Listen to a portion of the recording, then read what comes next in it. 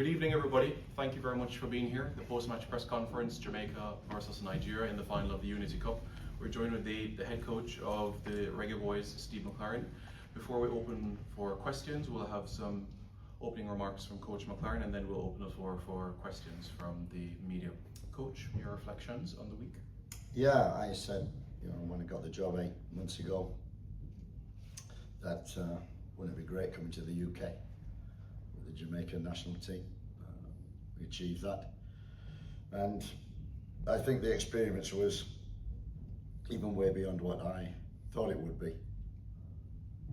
Fans have been fantastic, unbelievable, what an atmosphere, and typical Jamaican, lively, energetic, smiles on the faces, and the feeling is we're a little bit sad for them and sad for the players, because to work so hard and then to lose with the penalties was disappointing. But at the start of the week, I said getting everybody together and a squad together was one of the toughest that I've had to get. It's been a tough week. Started with 17 players. We got some reinforcements in, and I can't believe how they've come together, which again is probably typical Jamaican, that they look after each other, instantly befriend each other, instantly have that vibe and that energy, and that's what they've all done. Credit to the senior players, because we had a lot of youngsters coming into the squad, but so proud of the players in terms of their preparation, the 2 performances that they've put on, and we talk about fight to the end, and that's what they did. So to lose by penalties was disappointing, but as I said, it was a milestone, and I think one which, especially those who were involved in it, players, staff, will remember for a lifetime. Hope we can do it again soon, but now we've got bigger things. We move on. We've got World Cup qualifiers, and we look forward to that. And if the players who we couldn't get for this Unity Cup, they come in with the same spirit and work rate, we'll certainly get the results that we need to get. Thanks, Coach. So we can now start with questions. Sanjay, do you want to speak us up? Yes. Sanjay Air from Two Eagle Sports. Coach, congratulations on an amazing tournament. The team really looked well, very organized in defense and in transition. What can you take away from this tournament this past week to better prepare you for the World Cup qualifiers coming up and the Gold Cup? I think we've shown that there's depth in the squad, that we've been searching for a long time for players coming in. So we've got that, and hopefully we'll have more players coming in. But they've joined in, like Mothersill. He only came to train with us Thursday, and all of a sudden they said he could play, so he was on the bench and he gets his first cap for Jamaica. So that's a real plus. I think also since January, I think we've the local players, the JPL players, we've had a great camp with them. We've taken, I think we had 9 or 10 in the squad for this tournament. What an occasion, coming to the UK with the staff as well, and for all the staff, the JFF office staff, from the president who came today. It's been I think an education, which is what I wanted it to be, for the local players, for the local staff, for the president, the board, to see what football is like in the UK. We've been to Brentford, we've been to Chelsea with the staff, and that's my job when I came in, was not just the team, but also to educate the staff on you know, what the standards are in the UK. They've seen it for themselves. They've seen the amount of detail and work that goes into the games and training and everything. That this can only be a benefit. It's been a great exercise. I was a little wary at the beginning, but as the week's gone on, good result against Trinidad and a good performance, gritty performance. I'm pleased, and you know, we've got to look at the World Cup qualifiers and people will be able to come in. And now I've got a headache because so many people impressed me this week. So I'm delighted by that.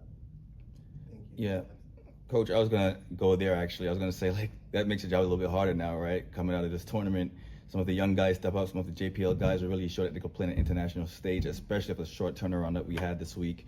So now going to BVI and then right back to Jamaica for Guatemala, now you kind of have some decisions to make that might be tough and challenging, but it's still a good problem to have. Like, how do you know, give us like, your thoughts in this whole week and going to the next step with the roster?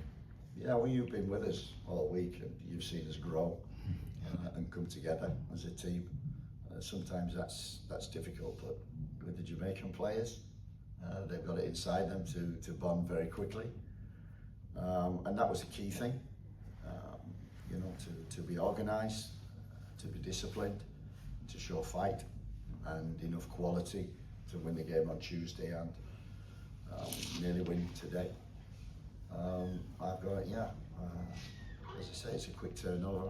I've got a flight on Monday to Jamaica and have to pick the squad tonight or tomorrow, and it's difficult because we've got 5 or 6 coming in, and I've got to pick some from this camp, but it's a nice thing to have.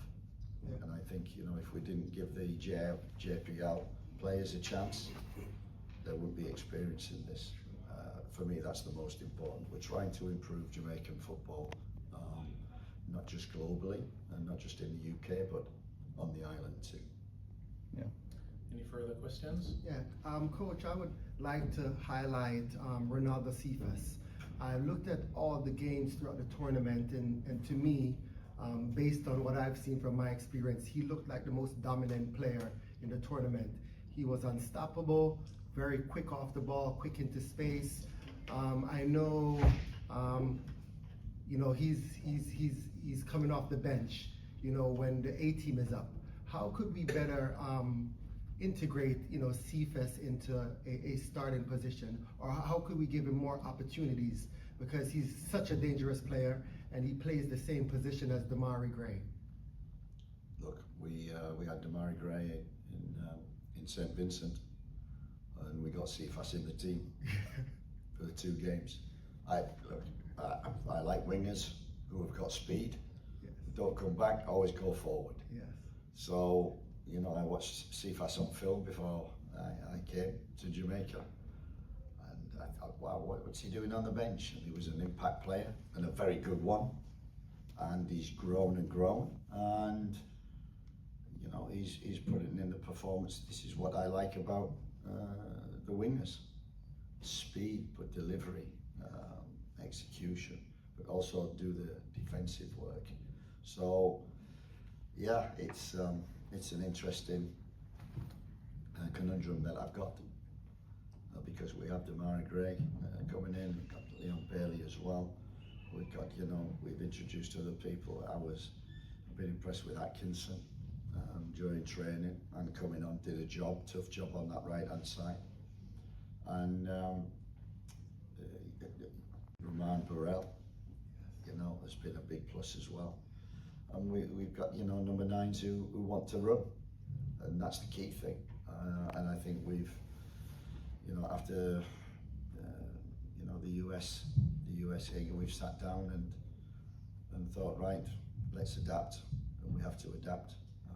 We've tried to do that and play to the strengths of the players, Jamaican players, which is, as long as they be organised, stay disciplined, and fight for each other. You know, we've got the talent and ability to hurt teams, as we saw today against, I got to say, very good Nigerian team of quality players who play around Europe and UK, and you see the way that they move the ball, they don't give the ball away, and I'm not admiring them, but you know, for our team to deal with that was a credit. Any further questions? Members of the media, thank you very much. The squad for the World Cup qualifiers will be unveiled on Tuesday. Thank you, Coach. Tuesday, I've got till Tuesday, thank you.